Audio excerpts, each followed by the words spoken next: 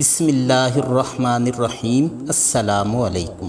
اللہ تعالیٰ نے خنزیر کو کس خاص مقصد کے لیے پیدا کیا؟ جواب آپ کے ہوش اڑا دے گا۔ یہ ویڈیو انتہائی انفارمیٹیو اور دلچسپ ہونے والی ہے، لہٰذا ویڈیو کو لائک کرنا مت بھولیے گا۔ سامعین مکرم، اسلام دین فطرت اور ایک مکمل ضابطۂ حیات ہے۔ اس میں زندگی کے ہر عمل کے مطابق رہنمائی موجود ہے۔ اسلام نے خنزیر کا گوشت یا اس سے جڑی کسی بھی چیز کا استعمال مسلمانوں کے لیے حرام قرار دیا ہے۔ پیغمبر اسلام حضرت محمد مصطفیٰ صلی اللہ علیہ وآلہ وسلم نے جو بات اللہ تعالیٰ کے احکام کے مطابق 1400 سال قبل بتائی، سائنس آج اسے ثابت کر رہی ہے، اور یہ دین کی سچائی کا نہ صرف ثبوت ہے بلکہ ایمان کی پختگی کا بھی سبب ہے۔ خنزیر اپنے پیشاب اور فضلے کو کھا جاتا ہے۔ اس کے علاوہ یہ غذا کے طور پر ہر چیز کو کھا جاتا ہے۔ گندگی میں پلنے والے کیڑے ہوں یا اس کے ساتھیوں کا گند، زخموں سے رسنے والا خون اور پیپ ہو، یہ سب چیزیں وہ غذا کے طور پر استعمال کرتا ہے۔ کسی بھی دوسرے جانور کے مقابلے میں خنزیر کے گوشت میں زہریلے مادوں کی مقدار زیادہ ہوتی ہے۔ اس کی وجہ یہ ہے کہ وہ غذا میں زیادہ سے زیادہ زہریلے مادے جذب کرتا ہے۔ اللہ رب العزت جو سارے جہاں کا خالق و مالک ہے، اس سے زیادہ اپنی تخلیق کے بارے میں کوئی نہیں جانتا، مگر اب سائنس نے بھی اس بات کو ثابت کیا ہے کہ خنزیر کو پسینہ نہیں آتا۔ اسی وجہ سے وہ تمام زہریلے مادے جو کہ پسینے کی صورت میں بدن سے خارج ہو سکتے ہیں، وہ خنزیر میں نہیں ہو پاتے، اور اس کا زہر اس کے خونی میں جمع ہوتا رہتا ہے۔ خنزیر پر زہر اثر نہیں کرتا۔ اس کے گوشت میں پہلے ہی زہر کی مقدار اتنی زیادہ ہوتی ہے کہ اس کو مارنے کے لیے اگر زہر دیا جائے تو وہ زہر اثر نہیں کرتا۔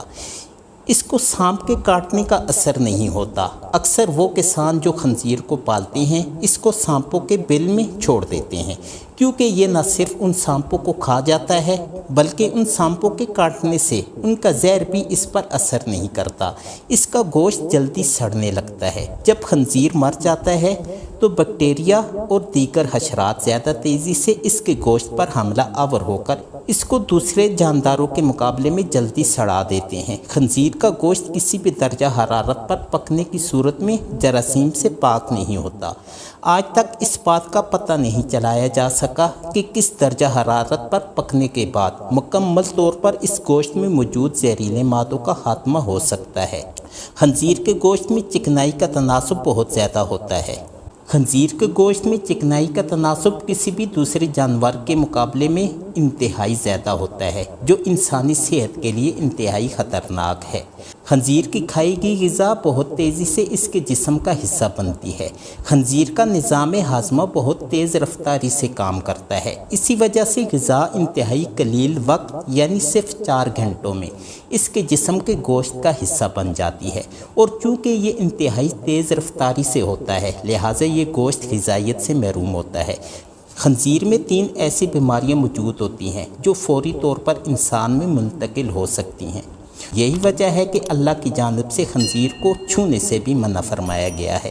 خنزیر کا گوشت کئی مہلک بیماریوں کا سبب بن سکتا ہے۔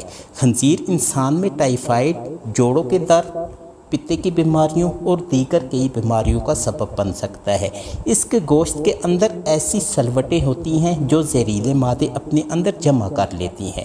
نتیجے کے طور پر وہ سارے زہریلے مادے اس کے اندر جمع ہوتے رہتے ہیں۔ ان تمام نقصانات کی وجہ سے ہی دین اسلام میں خنزیر کو حرام قرار دیا گیا ہے۔ بے شک اسلام دین فطرت ہے اور اللہ تعالیٰ کا بنایا گیا کوئی بھی قانون بے مقصد نہیں۔ سامعین مکرم، صلاح الدین ایوبی رحمۃ اللہ علیہ اور ایک عیسائی عورت کا واقعہ ملاحظہ فرمائیں۔ ایک دفعہ دن کے وقت صلاح الدین ایوبی رحمۃ اللہ علیہ اپنے کمرے میں آرام فرما رہے تھے، کیونکہ صبح کے وقت سلطان صلاح الدین ایوبی رحمۃ اللہ علیہ بہت طویل سفر سے لوٹے تھے۔ چند لمحوں کے بعد ایک سپاہی آپ کے کمرے کے دروازے پر آیا اور اندر آنے کی اجازت چاہی۔ سلطان صلاح الدین ایوبی رحمۃ اللہ علیہ کیونکہ آرام فرما رہے تھے لہٰذا اندر سے کوئی جواب نہ آیا۔ دروازے پر مامور محافظوں نے کہا کہ سلطان آرام فرما رہی ہیں، لہٰذا آپ تھوڑی دیر بعد آ جانا۔ وہ سپاہی آپ کا بہت وفادار سپاہی تھا، اس کو بلا جھجک محافظوں سے پوچھے بغیر سلطان کے کمرے کے اندر جانے کی اجازت ہوتی تھی، لہٰذا اس نے بھی سلطان کو جگانا مناسب نہ سمجھا اور سلطان کے کمرے کے پاس بیٹھ گیا۔ وہ انتظار کرتا رہا کہ جب سلطان صلاح الدین بیدار ہوں گے تبھی وہ ان سے ملاقات کرے گا۔ چند لمحے گزرنے کے بعد سلطان صلاح الدین ایوبی کی آنکھیں کھلیں تو اندر کی حرکت سے باہر معلوم ہوا کہ سلطان نیند سے بیدار ہو چکے ہیں۔ سپاہی نے اجازت چاہی اور اجازت ملنے پر کمرے کے اندر چلا گیا۔ سلطان صلاح الدین ایوبی رحمۃ اللہ علیہ نے پوچھا کہ ایسی کیا خاص بات تھی کہ تم اتنی دیر سے کمرے کے باہر انتظار کر رہے تھے؟ سپاہی یہ سن کر حیران ہوا کہ سلطان کو کیسے پتہ چلا کہ میں باہر انتظار کر رہا ہوں۔ تو سپاہی نے سلطان سے کہا کہ سلطان معظم، آپ تو نیند میں تھے، آپ کو کیسے معلوم ہوا کہ میں باہر کھڑا آپ کا انتظار کر رہا ہوں؟ تو سلطان نے کہا کہ وہ انسان کبھی فاتح سلطان نہیں بن سکتا جو سوتے ہوئے دیکھ نہ سکے، کچھ سن نہ سکے اور کچھ محسوس نہ کر سکے۔ فاتح سلطان اور بہادر سردار وہی ہوتا ہے جو سوتا ہوا سن بھی سکے، دیکھ بھی سکے اور محسوس بھی کر سکے۔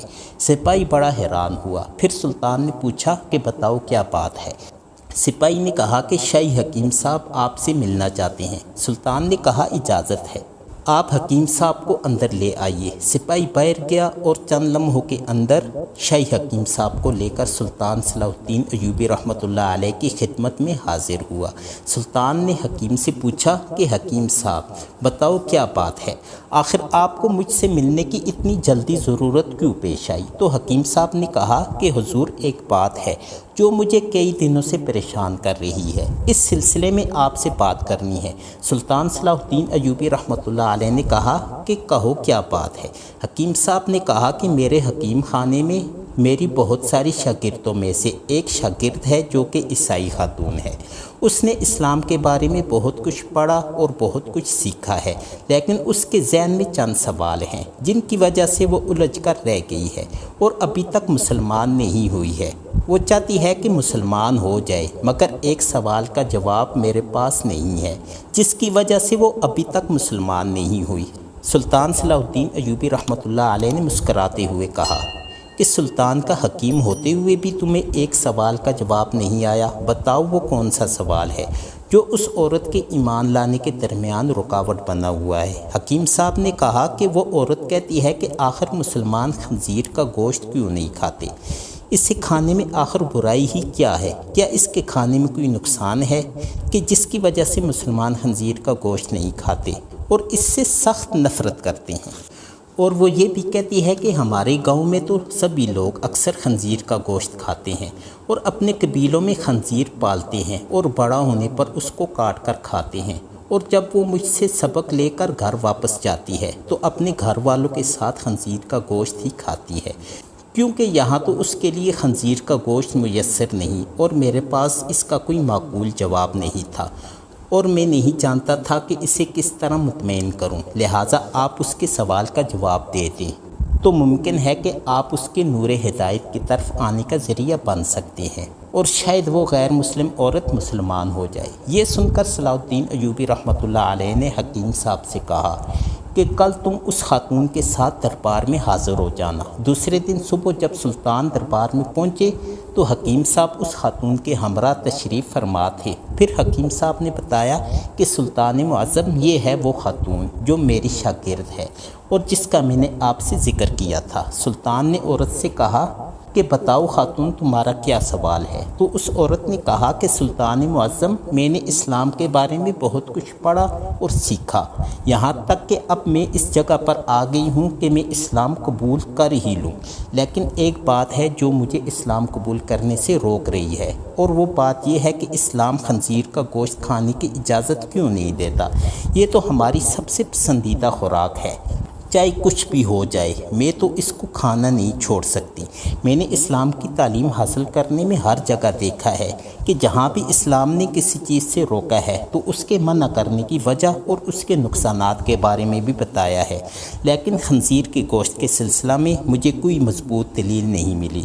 میں نے جب اپنے بائبل کو پڑھا تو اس میں بھی خنزیر کا گوشت کھانے سے منع نہیں کیا گیا، تو پھر اسلام نے اسے کیوں منع کیا ہے؟ آخر اس گوشت میں ایسی کیا خرابی ہے؟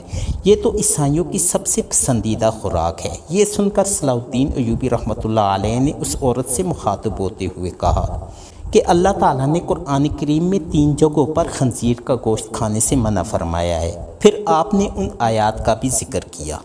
پھر سلطان نے اپنے ایک مشیر سے کہا کہ وہ بائبل کی کتاب لاؤ جو اپنی اصل حالت میں موجود ہے۔ جب کتاب سامنے پیش ہوئی تو آپ نے اس میں سے وہی جگہ تلاش کر کے دکھائی جہاں لکھا ہوا تھا کہ خنزیر کا گوشت کھانا منع ہے۔ عورت یہ دیکھ کر بولی کہ یہ کیا بات ہوئی؟ جو میرے پاس کتاب ہے اس میں تو واضح طور پر لکھا ہوا ہے کہ خنزیر کا گوشت کھانا منع نہیں۔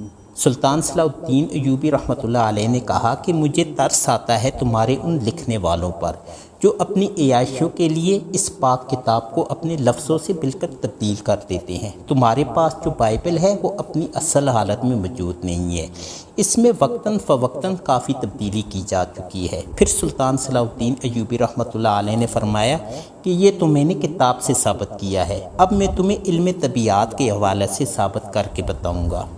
تو سلطان نے اس خاتون کو حکم دیا کہ کل خنزیر کا گوشت پکا کر میرے دربار میں لے آنا۔ وہ عورت سلطان کے سپاہیوں کے ساتھ جنگل میں گئی، ایک خنزیر کا شکار کیا اور اگلی صبح اس کا گوشت پکا کر سلطان کے سامنے لے آئی۔ سلطان نے گوشت کو کراہت سے دیکھتے ہوئے خاتون سے کہا، اب اس پکے ہوئے گوشت میں سے ایک بوٹی نکال کر چھری کے ذریعے اس کے 2 ٹکڑے کرو۔ جب خاتون نے بوٹی کے 2 حصے کیے تو اس کے درمیان میں سے گوشت کچا تھا۔ سلطان نے کہا، اے خاتون، کیا تو نے گوشت کو اچھی طرح پکایا نہیں؟ خاتون بولی کہ سلطان معظم، میں نے گوشت کو اچھی طرح پکایا ہے۔ سلطان نے کہا کہ اب میری بات تمہاری سمجھ میں ضرور آ جائے گی کہ حرام گوشت کو چاہے جتنا بھی اچھی طرح پکا لو، ایک بار پکاؤ یا بار بار آگ کی تپش دو، یہ پوری طرح پکتا نہیں۔ اس طرح بیچ میں سے کچا رہنے کی وجہ سے جب یہ تمہارے پیٹ کے اندر جاتا ہے تو یہ بہت ساری بیماریوں کا سبب بنتا ہے، اس لیے اسلام نے اسے کھانے سے منع کیا ہے۔ آپ خود ایک حکیم کے زیر اثر تعلیم حاصل کر رہی ہیں، لہٰذا آپ خود اندازہ لگائیے کہ اگر کوئی کچی چیز آپ کے پیٹ کے اندر جائے گی تو وہ اندر جا کر کتنی خرابیاں پیدا کرے گی۔ پھر سلطان نے اس عورت سے کہا کہ آپ کو اس جانور کے بارے میں کچھ اور بھی بتاتا ہوں۔ یہ جانور جس جگہ رہتا ہے تو یہ اس جگہ اپنے ارد گرد سبھی انسانوں کی گندگی کو بھی کھا جاتا ہے۔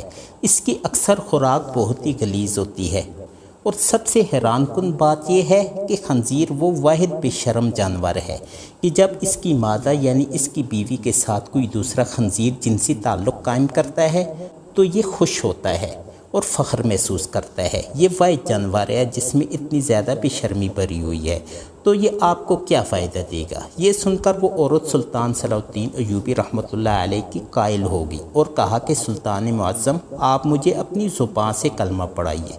سلطان نے عورت کو کلمہ پڑھایا اور تمام دربار اللہ اکبر کے نعروں سے بلند ہو گیا۔ اللہ تعالیٰ کی مخلوقات اس قدر زیادہ ہیں کہ ان کا شمار بھی نہیں کیا جا سکتا، مگر تمام مخلوقات میں سے ایک بھی کوئی ایسا جاندار نہیں جسے اللہ تعالیٰ نے بغیر کسی حکمت یا مقصد کے پیدا فرمایا ہو۔ اللہ تعالیٰ نے خنزیر کو کب اور کیوں پیدا فرمایا؟ خنزیر بھی خدا کی مخلوق ہے، مگر اللہ تعالیٰ نے خنزیر کو غلیظ اور حرام جانور کہا ہے۔ اب سوال پیدا ہوتا ہے کہ جب اللہ تعالیٰ نے خنزیر کو خود پیدا فرمایا ہے تو پھر اسے غلیظ اور حرام جانور کیوں قرار دیا ہے؟ اس کے پیچھے خدا کی کون سی حکمت پوشیدہ ہے؟ اللہ تعالیٰ نے خنزیر کا ذکر قرآن کریم میں 4 مرتبہ فرمایا ہے۔ اللہ تعالیٰ نے قرآن کریم میں خنزیر کا نام لے کر اس کو حرام ارشاد فرمایا ہے اور اس کا گوشت کھانے سے منع فرمایا ہے۔ کسی اور جانور کا نام لے کر اسے حرام نہیں کہا گیا۔ سائنسی تحقیق کے مطابق خنزیر کا گوشت کھانا انسانی صحت کے لیے انتہائی خطرناک ہے، اور یہ جانور انتہائی ذلیل اور گندا ہے کیونکہ یہ اپنی مادہ کا دوسرے نر سے ملاپ کروا کر خوش ہوتا ہے، جو کہ باقی جانوروں میں نہیں دیکھا گیا۔ خنزیر کی خوراک گندگی اور غلاظت ہے، اس کے سامنے اگر صاف چیز رکھ دی جائے تو یہ اسے نہیں کھاتا۔ اور گندگی یا غلاظت نہ ملنے پر یہ اپنی غلاظت خود کھا لیتا ہے۔ اب سوال یہ پیدا ہوتا ہے کہ اس قدر گندے جانور کو اللہ رب العزت نے کیوں پیدا کیا اور اس کی تخلیق کے پیچھے کیا وجہ تھی؟ حضرت عبداللہ ابن عباس رضی اللہ عنہ نے روایت کرتے ہوئے فرمایا کہ جب حضرت عیسیٰ علیہ السلام کے حواریوں نے آپ علیہ السلام سے کہا کہ اے عیسیٰ، آپ ہمارے لیے کسی ایسے انسان کو زندہ فرما دیجئے جو ہمیں حضرت نوح علیہ السلام کی کشتی کے متعلق درست معلومات فراہم کر سکے، تو حضرت عیسیٰ علیہ السلام نے تھوڑی سی مٹی کو اٹھایا اور فرمایا یہ مٹی حام بن نوح کی مٹی ہے۔ پھر آپ علیہ السلام نے اس مٹی پر اپنا عصا مارا تو ایک بوڑھا شخص اٹھ کھڑا ہوا۔ جب اس سے کشتی نوح کے بارے میں سوال کیا گیا تو اس بوڑھے شخص نے بتایا کہ حضرت نوح علیہ السلام کی کشتی 1200 گز لمبی اور 600 گز چوڑی تھی۔ اس میں 3 منزلیں تھیں۔ پہلی منزل پر نوح علیہ السلام اور تمام جانور موجود تھے، دوسری منزل میں انسان تھے اور تیسری منزل میں پرندے تھے۔ جانوروں کی غلاظت کی وجہ سے کشتی میں گندگی پھیل گئی اور بدبو اٹھنے لگی، جس کی وجہ سے حضرت نوح علیہ السلام بڑے پریشان ہوئے اور اللہ تعالیٰ سے دعا فرمائی، تو اللہ رب العزت نے حضرت نوح علیہ السلام کی طرف وحی فرمائی اور آپ علیہ السلام کو حکم دیا کہ اے نوح، اپنے قریب کھڑے ہاتھی کی دم کو پکڑ کر ایک طرف کھینچو۔ پھر حضرت نوح علیہ السلام نے اللہ تعالیٰ کے حکم کے مطابق ہاتھی کی دم کو پکڑ کر کھینچا تو 2 جانور نکلے جو کہ خنزیر نر اور مادہ تھے۔ یہ فوراً جانوروں کی پھیلائی ہوئی غلاظت کی طرف لپکے اور کچھ ہی لمحوں میں ساری گندگی کو چٹ کر گئے۔ ان 2 خنزیروں کی جوڑی سے ہی ان کی باقی نسل آگے بڑھی۔ آپ سمجھ چکے ہوں گے کہ جس جانور کو اللہ تعالیٰ نے گندگی صاف کرنے کے لیے پیدا فرمایا ہو وہ گندا ہی ہوگا۔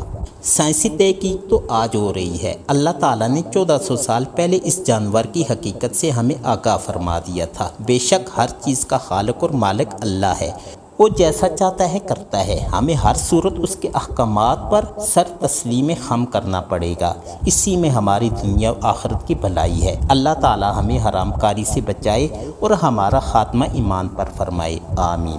سامعین مکرم، مجھے امید ہے کہ آپ کو یہ ویڈیو پسند آئی ہوگی۔ اگر آپ کو یہ ویڈیو پسند آئی ہو تو ویڈیو کو لائک کر کے جتنا ہو سکے اپنے دوستوں احباب وغیرہ سے شیئر کریں اور اس طرح کی مزید ویڈیوز کے لیے چینل کو سبسکرائب کر دیں۔ شکریہ۔ اب پھر کسی ویڈیو کے ساتھ آپ کی خدمت میں دوبارہ حاضر ہوں گا، تب تک کے لیے اللہ حافظ۔